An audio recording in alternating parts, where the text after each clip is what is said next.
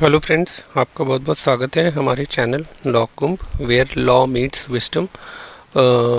दोस्तों, आज हम अपने इस जजमेंट एनालिसिस सीरीज़ में आज हम एक बहुत ही इम्पॉर्टेंट जजमेंट डिस्कस करने जा रहे हैं। जो जजमेंट न सिर्फ एक जिसे कहते हैं पॉपुलर और या कह सकते हैं नटोरियस कैरेक्टर के बारे में ये जजमेंट है, और ये लीगली एनलाइटनिंग भी है। अगर हम सीखना चाहें क्रिमिनल प्रोसेस के बारे में तो ये जजमेंट हमारी बहुत अच्छे से मदद कर सकता है। ये जजमेंट है सोनू पंजाबन के अक्विटल के बारे में, जो उनको हाई कोर्ट से अक्विटल हो गया है। सोनू पंजाबन कौन थी? ये जिसे कहते हैं ना एक ग्लोरीफाइड, जिसे कहते हैं गोली, she is the king pin in the flash trade, जिसे कहते हैं ना प्रोस्टिट्यूशन के रैकेट की। ये she was the alleged king pin. ठीक है, प्रोसिक्यूशन ने ये इनके अगेंस्ट वो किया था, अलेज किया था, और इनको द्वारिका कोर्ट दिल्ली ने 2020 में 20 साल की सज़ा भी सुना दी थी कि शी वॉज द पर्सन जो प्रोस्टिट्यूशन में लोगों को भेजती थी। और इनके साथ एक और आदमी को भी, संदीप जी को भी, इसमें 20 साल की सज़ा हुई थी। ठीक है, तो ये था ये केस। इनको अभी हाई कोर्ट से अक्विटल मिल गया है। तो आइए इस अक्विटल के बारे में हम डिस्कस करते हैं। देखिए, इस एक क्रिटिकल क्वेश्चन इस अक्विटल में जो पॉपअप करता है कि व्हाट वेंट रॉन्ग, अक्विटल क्यों हुआ। हाँ, this is not because the allegations were small, the allegation were extremely serious. Trafficking, sexual exploitation, drugs, repeated abuse. ठीक है, एक लड़की का रिपीटेड सेक्सुअल एक्सप्लॉयटेशन हुआ था and she was a minor. ठीक है, फैक्ट्स देखते हैं।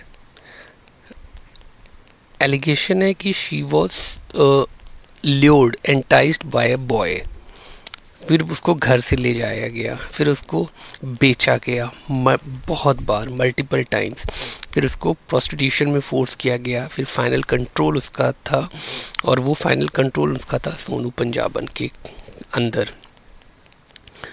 तो entire case practically stood on her testimony, यानी testimony of the victim, testimony of the victim के ऊपर ये केस चल रहा था।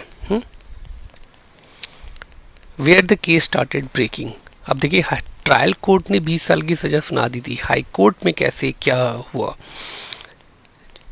पहले उन्होंने serious shift in the her story victim की। पहले उन्होंने कहा कि 2006 में इंसिडेंट शुरू हुआ, कोर्ट में कहा 2009 में शुरू हुआ। ये क्यों मैटर करता है? देखिए, अगर 2006 में कोई चीज़ शुरू हुई, या एक बार आप बोल रहे हो 2009 में आप शुरू हुई कोर्ट में बोल रहे हो, तो entire timeline of the case shift हो जा रहा है।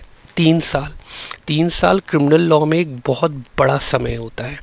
ठीक है, a shift of 3 years in the stated year of incident is a fundamental inconsistency that goes to the root of the matter.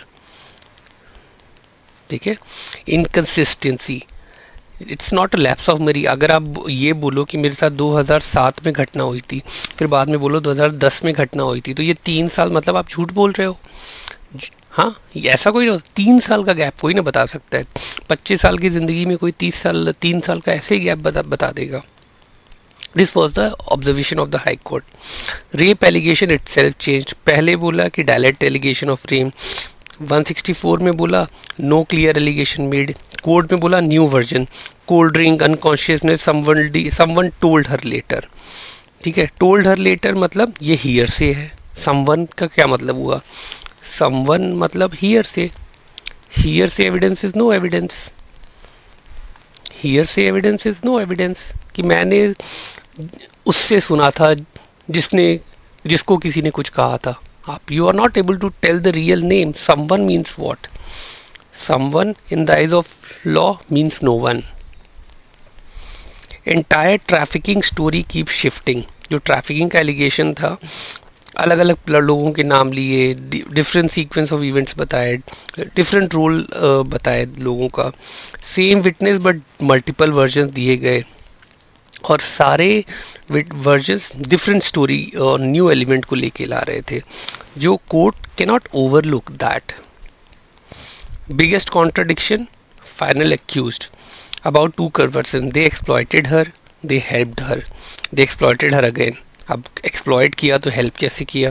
Court said this is not inconsistency, this is completely reversal, complete reversal of stand. That goes to the benefit of doubt तो मिलेगा ही, benefit of doubt तो accused person को मिलेगा ही.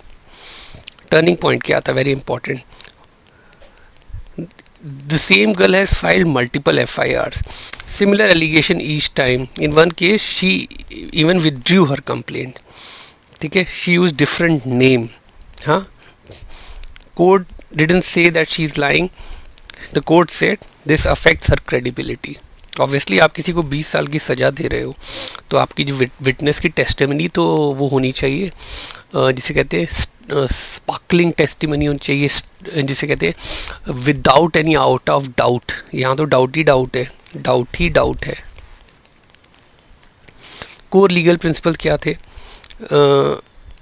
Conviction can be based only on the testimony of victim, but only if it is reliable. Here the court found material contradictions, improvement at every stage, no consistency.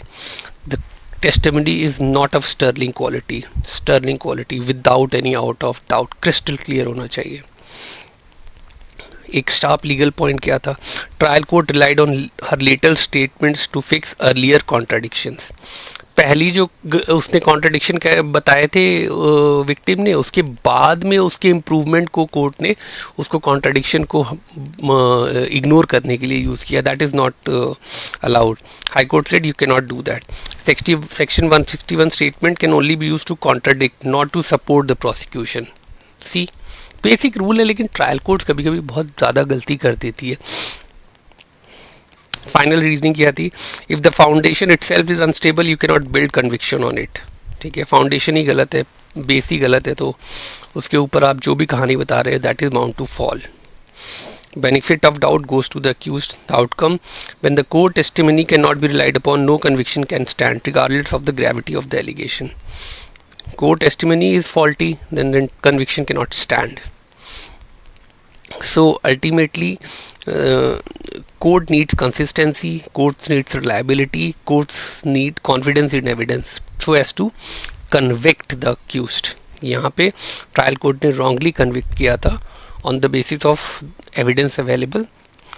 Therefore, the High Court had set aside the conviction और acquittal is inevitable. तो I hope कि आपको ये video पसंद आया होगा. आप इसको LSS लाइक, शेयर और सब्सक्राइब करें और अपने सजेशन और कमेंट्स देते रहें. Thank you.